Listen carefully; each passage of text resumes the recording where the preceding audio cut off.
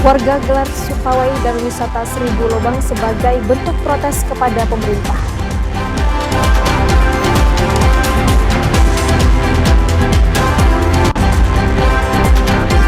Terjerat judol dan pinjol, 4 ASN Pemkot Jambi dipecat.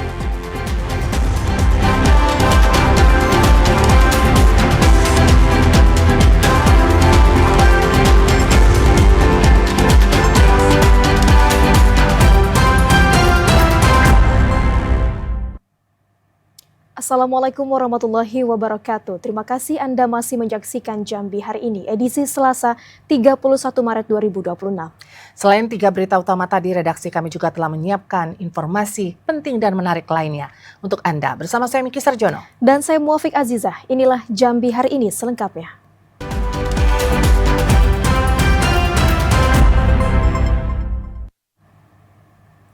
Saudara, pergerakan penumpang selama angkutan Lebaran 2026 di Bandara Sultan Taha Jambi mengalami peningkatan signifikan.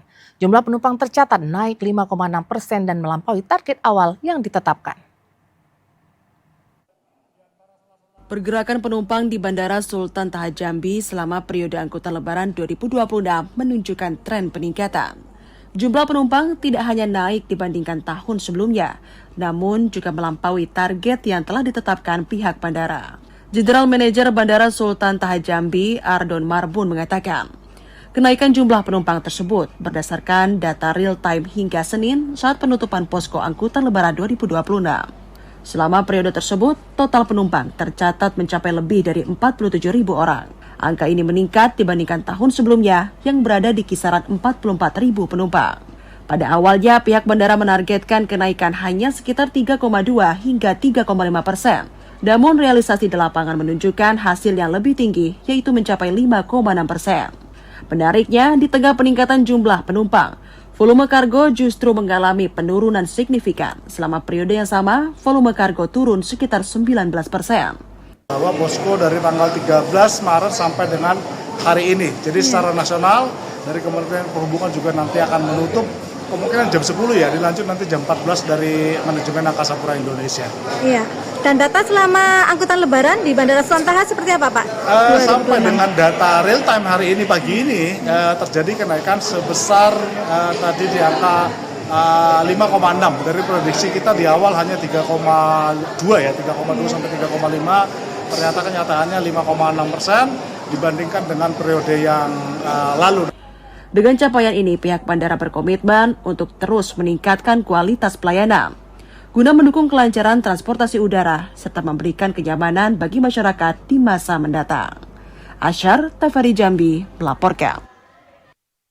Saudara, meski posko arus mudik dan balik Lebaran Idul Fitri telah berakhir, aktivitas di terminal masih dipadati penumpang. Arus balik terlihat masih tinggi baik untuk keberangkatan maupun kedatangan di Provinsi Jambi. Pasca arus mudik dan balik Lebaran Idul Fitri, Terminal Alam Barajo Tipe A Kota Jambi masih dipenuhi oleh penumpang arus balik, meski masa posko Lebaran resmi ditutup. Sejak tanggal 30 hingga 31 Maret 2026, hari ini tercatat lebih dari 1.000 penumpang melakukan perjalanan, baik keberangkatan maupun kedatangan ke Provinsi Jambi. Kepala Terminal Alam Barajo Tipe A Kota Jambi, Sugio mengatakan, tingginya pergerakan penumpang ini menunjukkan bahwa arus balik Lebaran masih berlangsung. Hal ini disebabkan karena kembalinya aktivitas kerja dan sekolah. Meskipun tidak lagi dalam masa posko, pelayanan terhadap penumpang tetap dilakukan secara optimal, termasuk pengaturan armada dan kenyamanan penumpang. Diperkirakan aktivitas terminal mulai longgar pada 1 April 2026.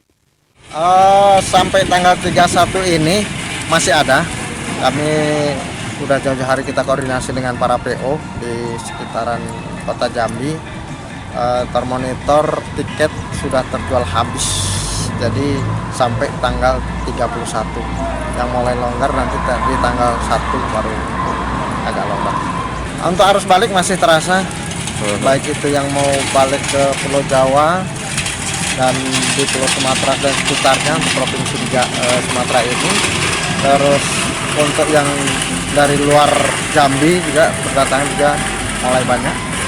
Petugas juga terus mengimbau masyarakat agar tetap memperhatikan keselamatan selama perjalanan, serta mematuhi aturan yang berlaku di terminal, sehingga dapat selamat sampai tujuan dan tidak terjadi hal-hal yang tidak diinginkan.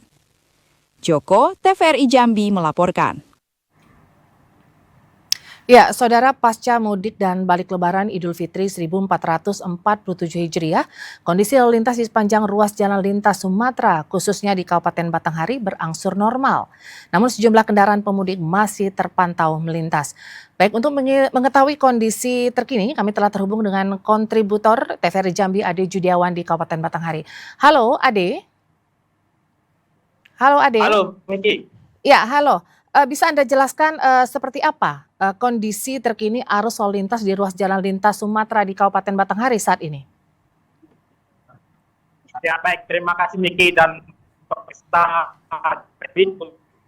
kondisi di ruas jalan Sumatera khususnya saat ini terpantau di mana sepanjang ruas lintas tersebut masih didominasi oleh kendaraan roda maupun roda. Dan sampai hari ini saya mati kondisi di ruas jalan lintas Sumatera masih juga terdapat pemudik yang melaksanakan arus balik dari arah Padang Jambi maupun dari arah sepanjang. Dan kondisi yang hari ini dari hasil informasi kami kepada Satuan Lalu Lintas Batanghari ini sudah dalam kondisi normal, sehingga ini yang melaksanakan arus balik saat ini merupakan masyarakat atau yang melakukan aktivitas merupakan kawan wisata yang mungkin akan kembali aktivitas dalam berkegiatan bekerja pada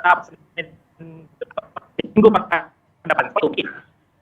Ya, dengan mulai menurunnya volume kendaraan, apakah pos pelayanan operasi ketupat masih disiagakan di titik-titik strategis?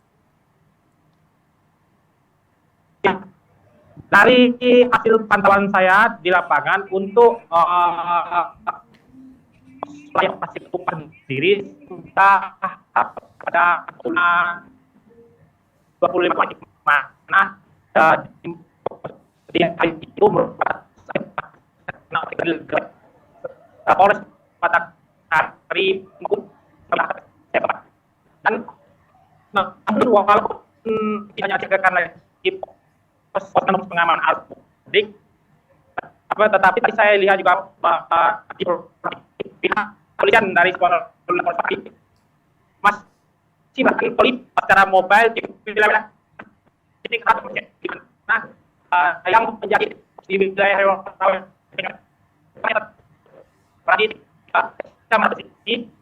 maupun di wilayah simpangnya seperti itu.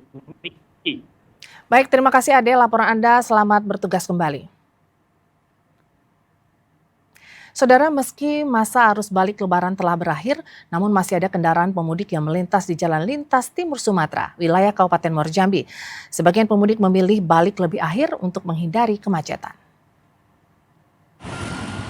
Hingga Selasa pagi, arus balik di jalan lintas Timur Sumatera masih terpantau dilalui kendaraan warga yang kembali menuju daerah tempat kerja setelah berlibur di kampung halaman bersama keluarga. Meski keramaian tidak seperti pada puncak arus balik hari Minggu lalu, namun Jalin Tinsum Jambi menuju Pekanbaru Riau masih dilintasi kendaraan pemudik. Salah seorang pemudik, Herman, mengatakan sudah merencanakan untuk perjalanan balik di momen arus balik berakhir untuk menghindari kemacetan di jalan dan liburan lebih lama di kampung.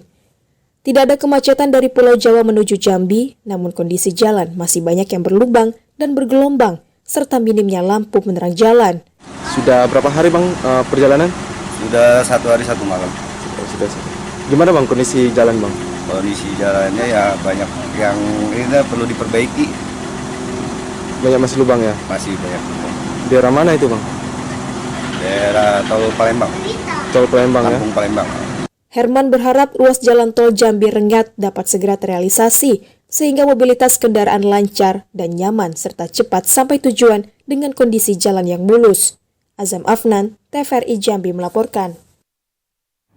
Ya saudara, tetaplah bersama Jambi hari ini karena kami masih akan kembali dengan sejumlah informasi penting dan menarik lainnya. Di antaranya, Gubernur Al-Haris terapkan WFA ASN di hari Jumat.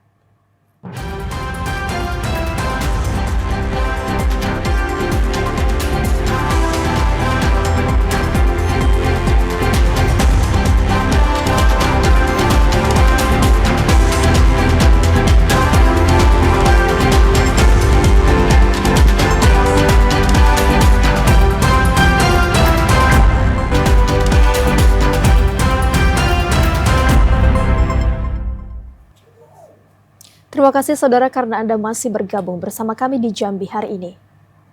Untuk mendukung kebijakan efisiensi energi nasional, Gubernur Jambi Al-Haris memutuskan untuk menerapkan WFA bagi ASN di lingkup pemerintah Provinsi Jambi setiap hari Jumat. Dalam upaya menekan konsumsi bahan bakar minyak dan listrik pada perkantoran, Gubernur Jambi Al-Haris memutuskan untuk menerapkan kebijakan Work from Anywhere atau WFA bagi aparatur sipil negara di lingkup pemerintah Provinsi Jambi setiap hari Jumat. Langkah tersebut diupayakan untuk mendukung kebijakan efisiensi energi nasional yang sedang didorong pemerintah pusat di tengah kenaikan harga minyak dunia. ASN Pemprov Jambi nantinya akan bekerja efektif di kantor selama 5 hari dari Senin hingga Kamis. Sementara pada hari Jumat akan menerapkan aturan WFA. Untuk memaksimalkan aturan WFA yang tetap produktif, ASN nantinya akan didorong untuk mengikuti berbagai kegiatan, mulai dari gotong royong, kegiatan keagamaan, hingga kegiatan positif lainnya. Selain ditujukan untuk menghemat BBM dan listrik, WFA bagi ASN Pemprov Jambi juga diupayakan guna memaksimalkan efisiensi pada penggunaan air. Kebijakan WFA bagi ASN pemerintah Provinsi Jambi akan diperkuat melalui surat edaran gubernur setelah turunnya surat edaran dari pusat. Mulai Pak Wagub nih bahwa kami Jumat kami usahakan tidak ada yang ngantor, ada sedang bersama, ada acara keagamaan dan sebagainya kan. Nah kita mengurangi beban di kantor juga, kita bisa mengurangi listrik gitu kan. Nah air, banyak hal lah yang kita kurangi, BBM juga kurang kalau nggak kantor Jumat kan. Itu intinya. Kita arahan Pak Presiden kita akan jabarkan dengan nanti juga dengan edaran dari pusat. Kebijakan WFA bagi ASN untuk penghematan energi diharapkan dapat menciptakan tata kelola energi yang lebih efisien pada sektor publik tanpa mengganggu pelayanan masyarakat. Randy Arta, TVRI Jambi melaporkan. Saudara, tidak ada perbaikan jalan yang dilakukan oleh pemerintah. Ratusan warga di Desa Talang Belido gelar aksi unik berupa pawai dan gelar wisata Jalan Seribu Lubang. Aksi ini merupakan puncak kemarahan warga karena jalan utama sepanjang 1 km lebih rusak parah sejak tahun 2012 lalu. Ratusan warga di Desa Talang Belido, Kecamatan Sungai Gelam, Kabupaten Muaro Jambi memiliki cara unik sebagai bentuk protes kepada pemerintah. Protes ini dikarenakan kondisi infrastruktur jalan yang rusak parah. Warga melakukan pawai keliling di ruas jalan yang dipenuhi lubang besar dan membuat destinasi wisata dadakan bertajuk Wisata Jalan Seribu Lubang. Dalam video viral tersebut, warga juga mencari ikan di tengah jalan yang sudah menyerupai kolam ikan akibat genangan air hujan. Di sepanjang jalan juga ditanami pohon pisang sebagai bentuk protes warga.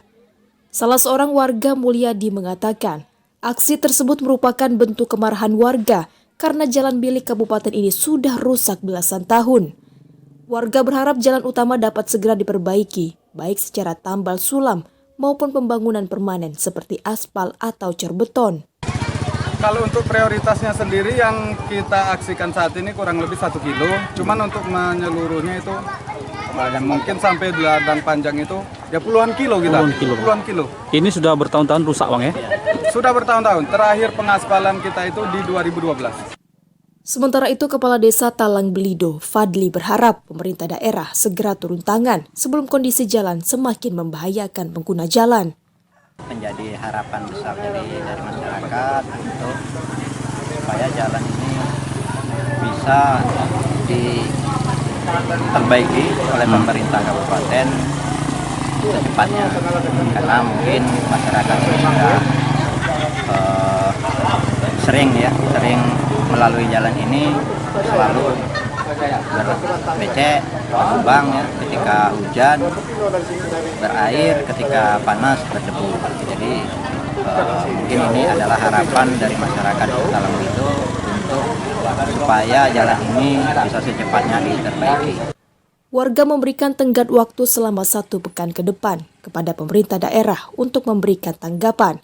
Apabila tidak ada respon, warga akan kembali menggelar aksi lanjutan dengan jumlah massa yang lebih banyak. Azam Afnan, TVRI Jambi melaporkan. Sementara itu, saudara, sepekan pasca Hari Raya Idul Fitri, harga kebutuhan pokok di Pasar Rakyat Kecamatan Wonosabat Barat berangsur stabil. Namun sejumlah komoditas masih tergolong tinggi di kalangan masyarakat. Untuk mengetahui informasi selengkapnya, kami telah terhubung dengan kontributor TVRI Jambi, Kliva Patria, langsung dari Kabupaten Tanjung Jabung Timur. Halo Kliva, selamat sore. Bisa dijelaskan seperti apa perkembangan terkini harga kebutuhan pokok di Pasar Wonosabat Barat, Kliva? Ya, dapat kami sampaikan dari Kabupaten Tanjung Jabung Timur, pasca Hari Raya Idul Fitri 1447 Hijriah, harga sejumlah kebutuhan pokok yang ada di Pasar Rakyat Kecamatan Muara Sabak Barat, Kabupaten Tanjung Jabung Timur masih tergolong tinggi dan tidak stabil dalam beberapa waktu belakang. Hal ini disebabkan karena minimnya pasokan jelang Hari Raya Idul Fitri yang lalu. Seperti yang terpantau pada hari ini, hari Selasa, tanggal 31 Maret 2026, harga daging ayam potong broiler saat ini masih berada di angka Rp45.000 per kilogram. Harga ini tentunya masih sama seperti sepekan yang lalu, yakni pada 1 hari jelang Hari Raya Idul Fitri tahun 2026. Selanjutnya masih juga terdapat harga yang tinggi seperti cabai merah yang masih berada di angka Rp60.000. Harga cabai merah ini terpantau di 1 minggu ini mulai turun dari harga sebelumnya, yakni Rp80.000 per kilogram. Selanjutnya harga yang tetap masih tinggi yakni harga cabai rawit hijau, yakni berada di angka Rp60.000 per kilogram dari harga sebelumnya yakni Rp70.000 per kilogram. Selanjutnya untuk masing-masing bawang merah dan bawang putih masih di harga Rp35.000 per kilogram.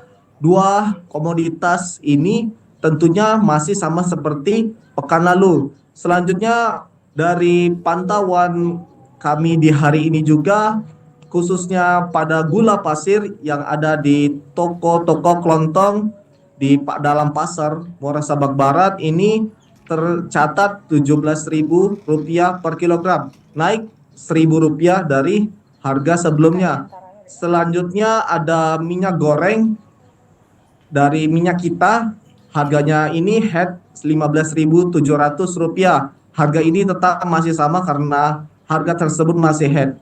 Dan dari laporan Kepala Pasar Muara Sabak Rakyat ini, kebutuhan pokok yang ada di Kabupaten Tanjung Jabung Timur, khususnya bahan-bahan pokok tersebut saat ini stoknya tidaklah banyak, dikarenakan banyaknya pedagang yang berjualan di pasar ini berasal dari Kota Jambi. Mereka mengambil barang stok tersebut dari Pasar Talanggulo maupun Pasar Akso 2 Jambi.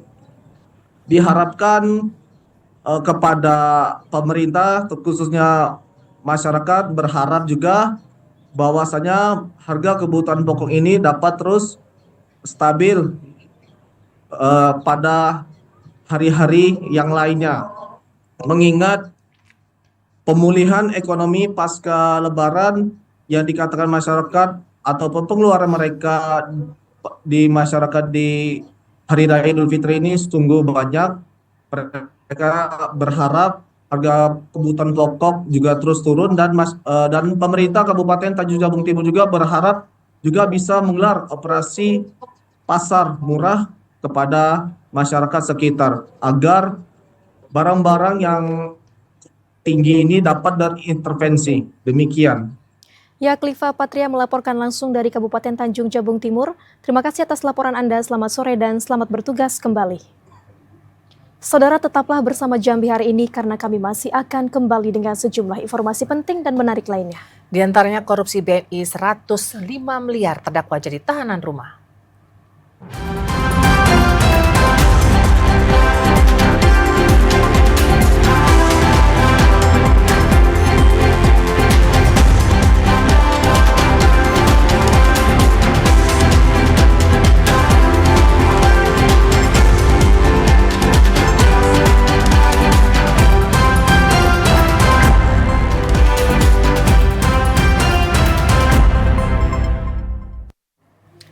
Ya, Saudara, terima kasih Anda masih bersama Jambi hari ini.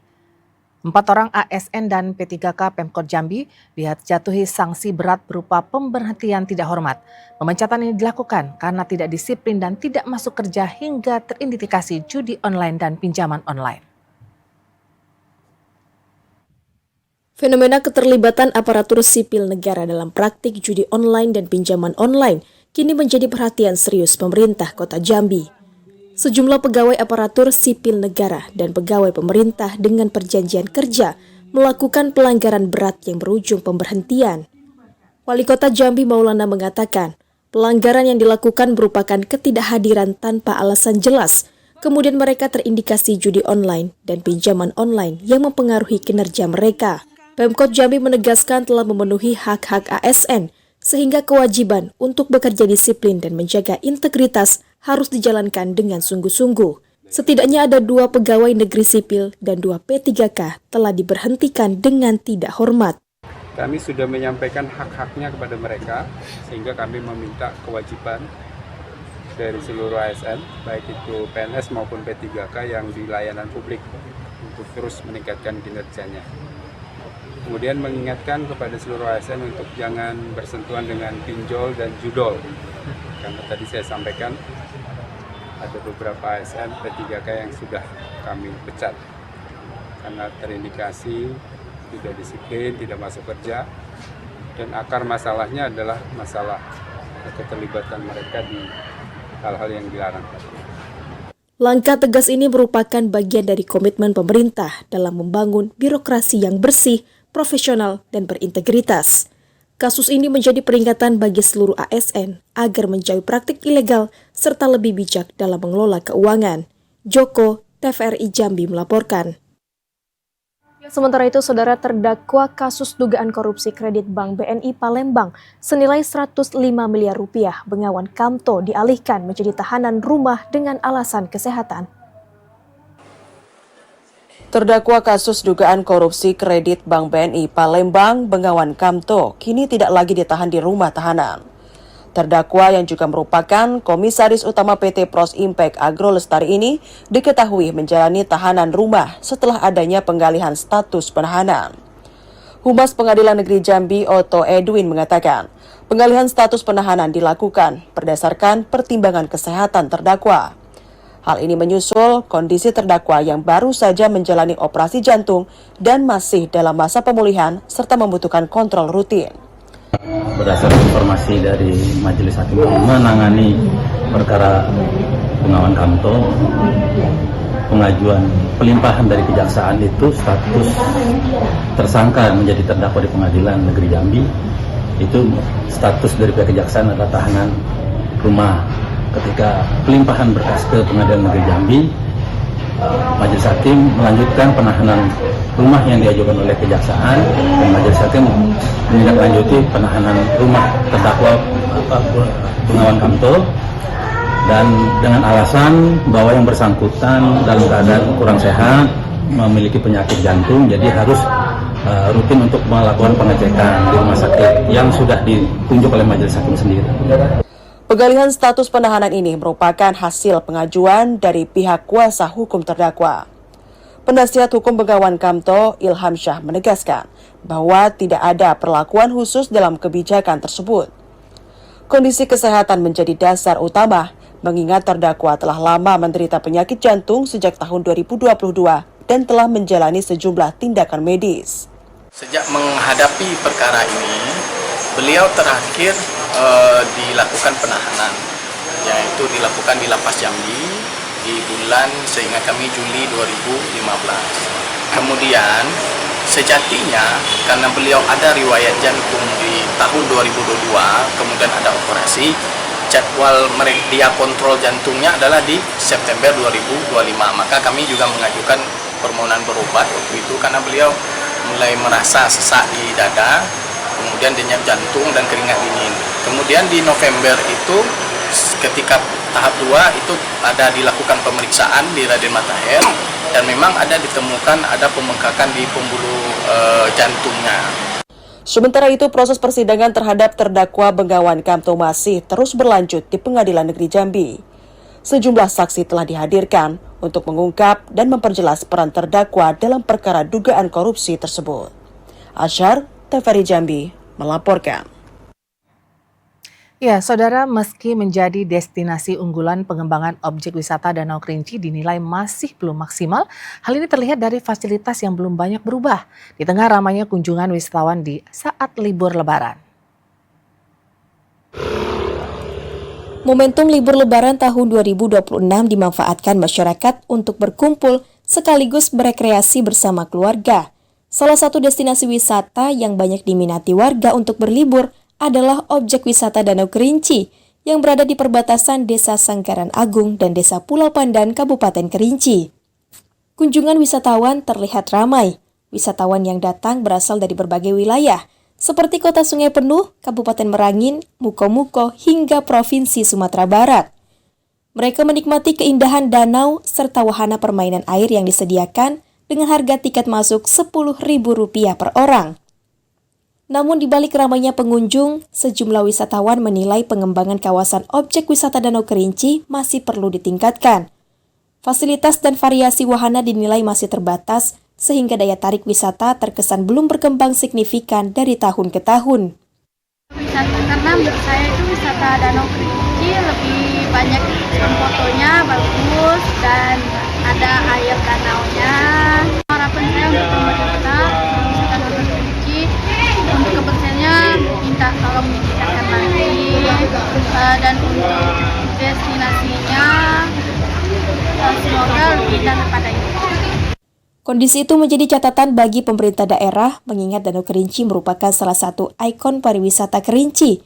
Pengunjung berharap adanya perbaikan fasilitas, penambahan wahana, serta penataan kawasan yang lebih serius, sehingga kunjungan tidak hanya ramai, namun juga meningkat dan memberi dampak lebih besar bagi perekonomian masyarakat sekitar. Ilwan, TVRI Jambi melaporkan. Ya, saudara, tetaplah bersama Jambi hari ini karena kami masih akan kembali dengan sejumlah informasi penting dan menarik lainnya. Di antaranya, Gubernur Jambi Al-Haris sampaikan LKPJ Gubernur Jambi tahun 2025 ke hadapan DPRD. Sesaat lagi.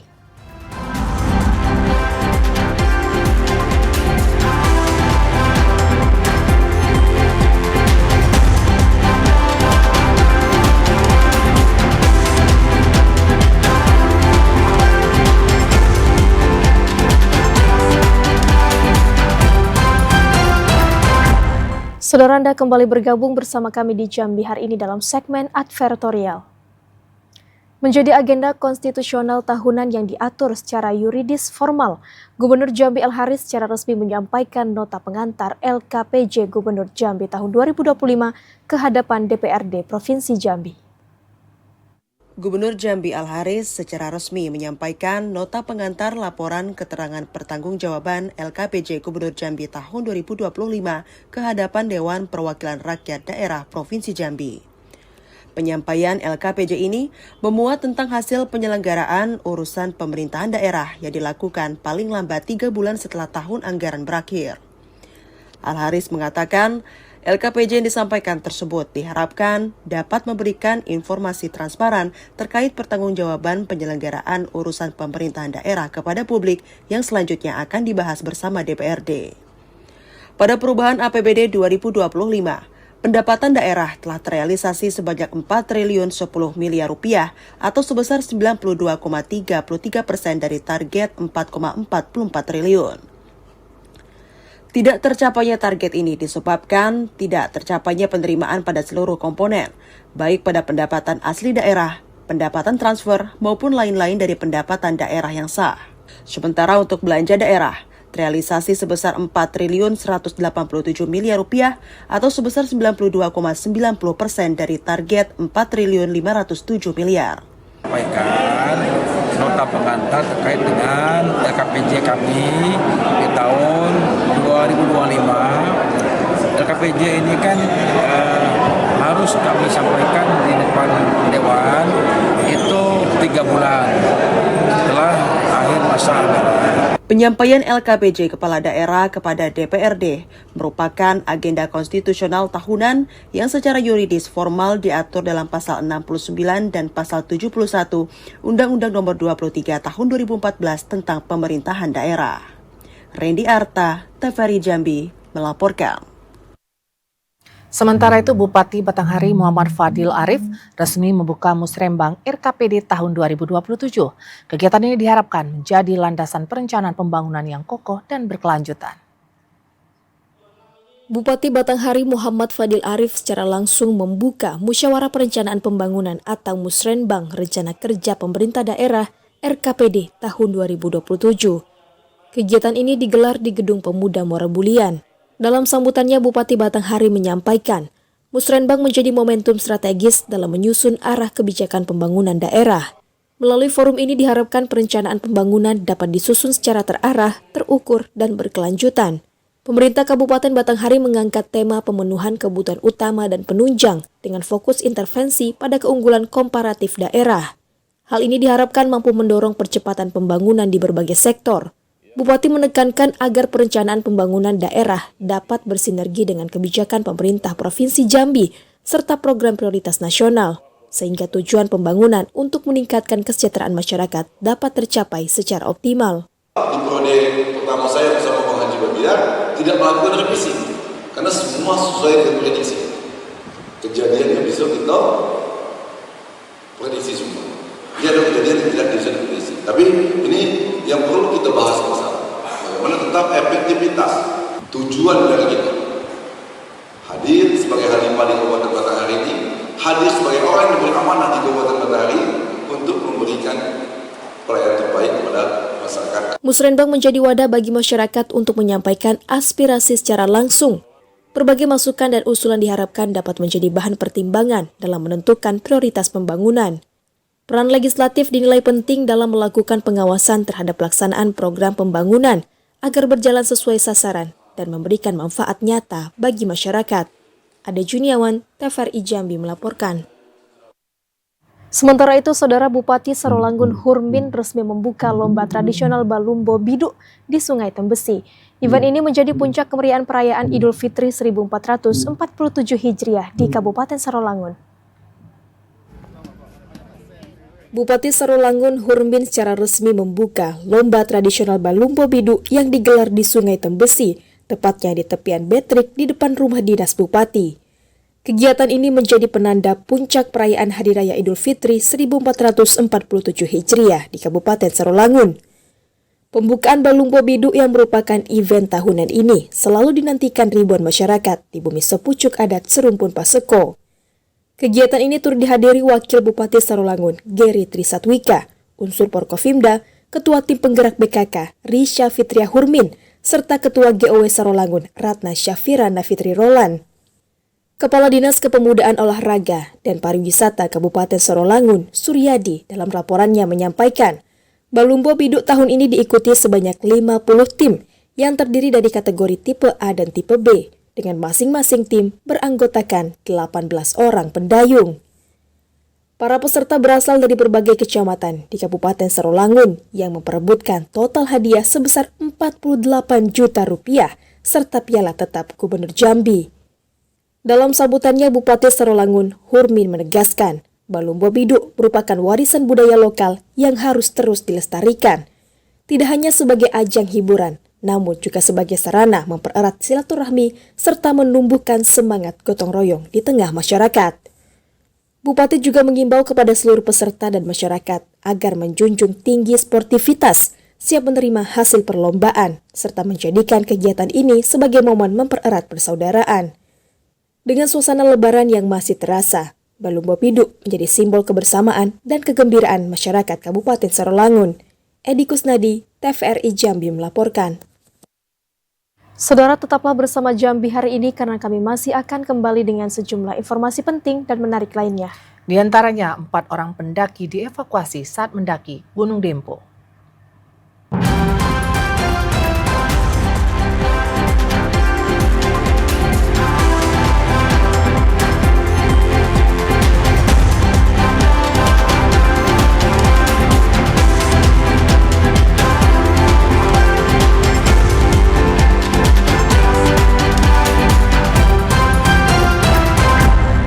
Ya, saudara, terima kasih masih bersama Jambi hari ini dalam segmen Lintas Andalas.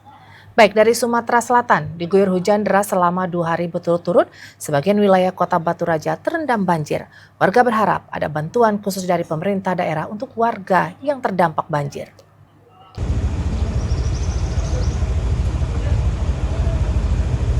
Sebanyak 13 rumah, 1 perguruan tinggi serta kantor pemerintah Oku terendam banjir.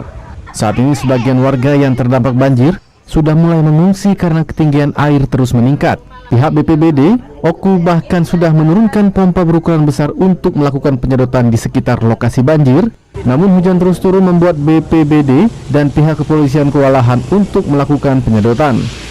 Lurah Sukaraya Arviko Diansyah mengatakan pihaknya bersama pemerintah daerah sudah melakukan sinergi untuk menanggulangi banjir yang semakin tinggi. Pemerintah daerah sendiri tengah menyiapkan beberapa langkah untuk mengatasi banjir dengan mendatangkan pihak Balai Jalan Provinsi untuk melakukan koordinasi pembuatan gorong-gorong di jalan lintas Sumatera. Kalau lamanya sudah lama sebelum periode tidak lurah kan, mungkin kalau lama kita 7 tahunan. Untuk pendataan ini sudah dicari betul-betul, sudah penanggulangan dari BPBD, cuma karena sistem air yang sangat deras, ya mau nggak mau harus diadakan untuk penyedotan lagi. Sejauh ini berapa rumah Pak Lurah kena di sini? 12 rumah. 12 rumah dan 12 kakak. Warga berharap ada bantuan khusus dari pemerintah daerah untuk warga yang terkena imbas banjir. Bagus Mihargo, Kabupaten Oku, Tim Liputan TVRI Sumsel melaporkan. Ya, masih dari Sumatera Selatan, saudara, 4 orang pendaki Gunung Dempo dijemput tim penyelamat BPBD Kota Pagar Alam. Meski terkendala hujan yang cukup lebat serta medan yang ekstrim, namun semua pendaki berhasil dievakuasi dengan aman dan selamat. Teti.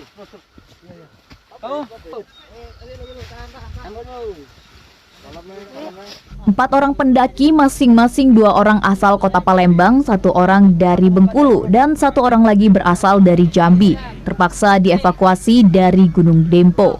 John Hasman, Kepala BPBD Kota Pagar Alam mengatakan, awalnya tim BPBD mendapat laporan dari Pos Brigade atau Balai Registrasi Gunung Berapi Dempo Kota Pagar Alam, bahwa terdapat 2 orang pendaki yang butuh bantuan evakuasi. Pada saat proses evakuasi ini, terdapat 2 laporan tambahan korban yang juga butuh evakuasi, sehingga total terdapat 4 orang yang dievakuasi. Ia menjelaskan meski terkendala hujan yang cukup lebat serta medan yang ekstrim, semua pendaki berhasil dievakuasi dengan aman dan selamat. Nah, untuk evakuasi korban ini kendalanya karena hujan begitu agak deras, kemudian ditambah lagi dengan memang medannya yang sulit untuk dijangkau. Untuk para pendaki Gunung Dempo, kami dari BPBD maupun tim kepedulian menghimbau seperti biasa bahwa kita harus mempersiapkan fisik yang harus kita persiapkan, kemudian peralatan-peralatan jangan sampai kurang, termasuk logistik, makanan dan sebagainya. John Hasman mengimbau kepada seluruh pendaki khususnya yang akan mendaki Gunung Dempo untuk mempersiapkan fisik dan kesehatan, serta membawa logistik yang memadai. Haikal, Tim Liputan TVRI Sumsel melaporkan.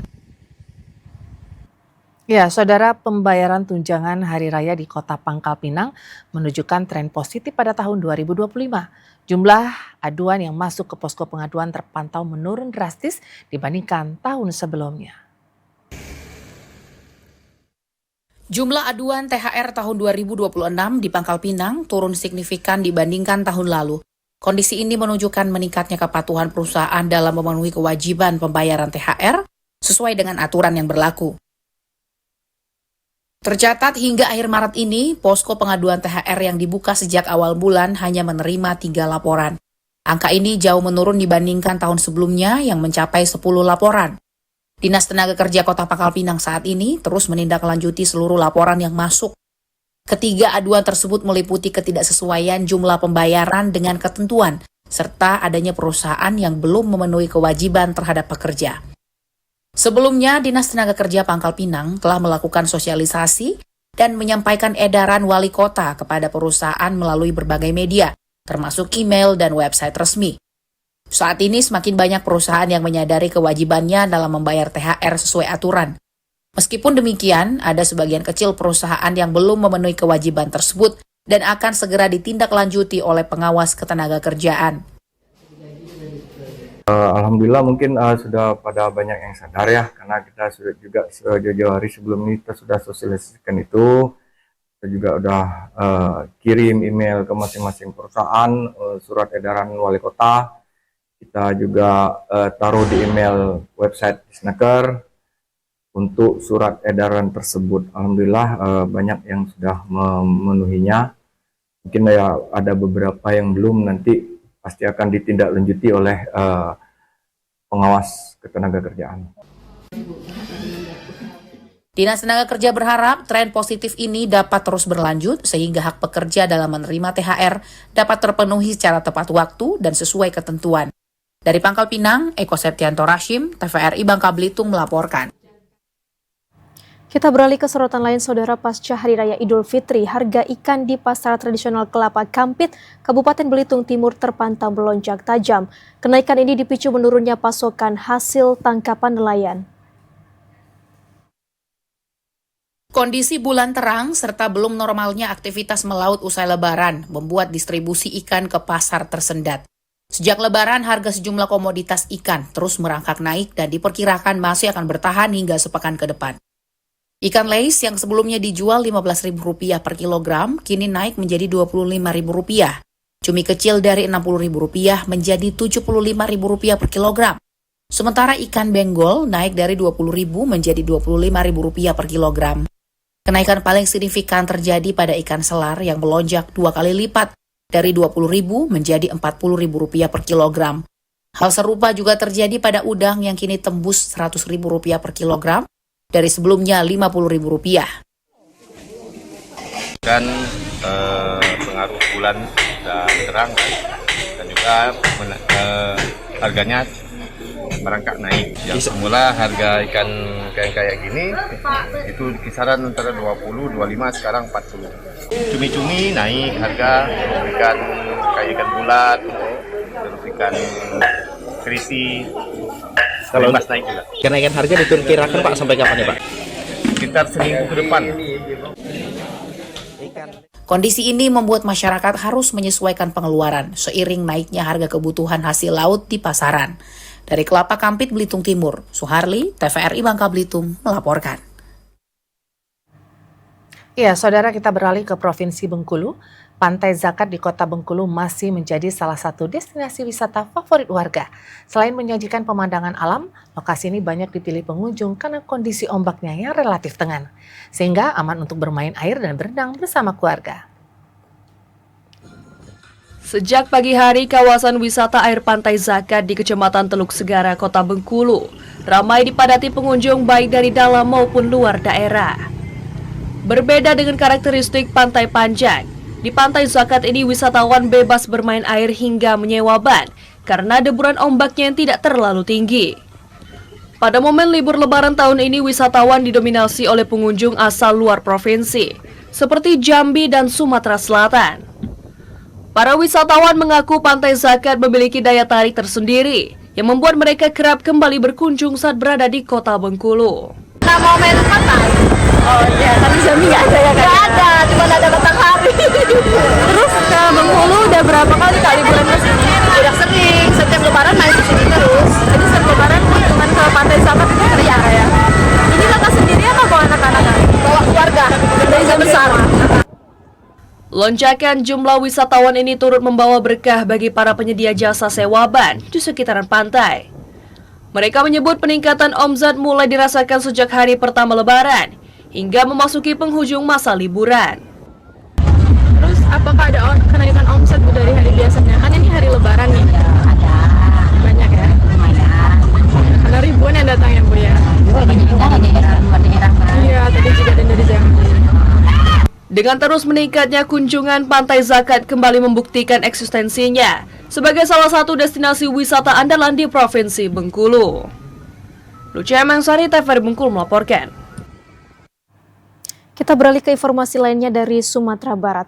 Saudara, 76 atlet berkuda dari berbagai kabupaten dan kota di Sumatera Barat ambil bagian dalam event Pacu Kudo yang digelar pemerintah Kabupaten Padang Pariaman. Kegiatan ini berlangsung meriah dengan dihadiri ribuan masyarakat dari berbagai daerah.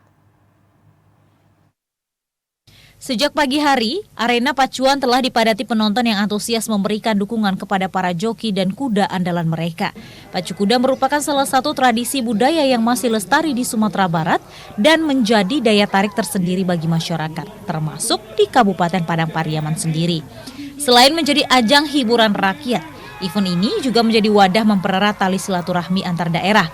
Tingginya jumlah pengunjung turut memberikan dampak positif bagi perekonomian masyarakat setempat. Para pedagang kecil, pelaku UMKM, hingga penyedia jasa parkir merasakan peningkatan pendapatan selama berlangsungnya acara.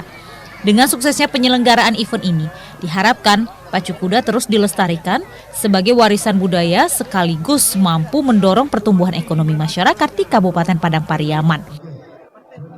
Hari ini yang tampil itu adalah 28 race ditambah race eksebisi itu sebanyak 2 race. Sehingga kan total race itu 30. Nah, jumlah peserta kuda yang ini yang mendaftar sebanyak 76 kuda. Sehingga ini turnamen ini rata-rata setiap race-nya itu diikuti ada 4 sampai 5, ada yang 3 kuda. Ini semoga kegiatan kita selama 2 hari ini berlangsung dengan baik.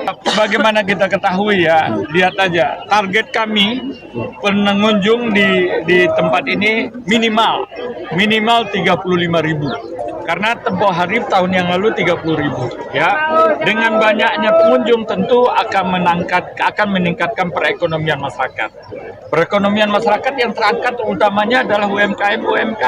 Pada event pacu kuda ini juga hadir Gubernur Sumatera Barat Mahili Ansarullah. Ia mengapresiasi event pacu kuda yang digagas pemerintah Kabupaten Padang Pariaman. Event pacu kuda selain sebagai bagian dari kemajuan olahraga di Sumatera Barat, juga bagian dari kebangkitan wisata. Dari Padang Pariaman, Abdul Syahril, TVRI Sumatera Barat melaporkan.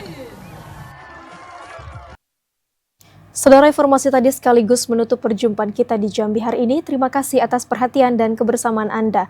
Akhirnya saya Muafiq Azizah. Dan saya Miki Sarjono bersama kerabat kerja bertugas. Pamit undur diri. Wassalamualaikum warahmatullahi wabarakatuh dan sampai jumpa.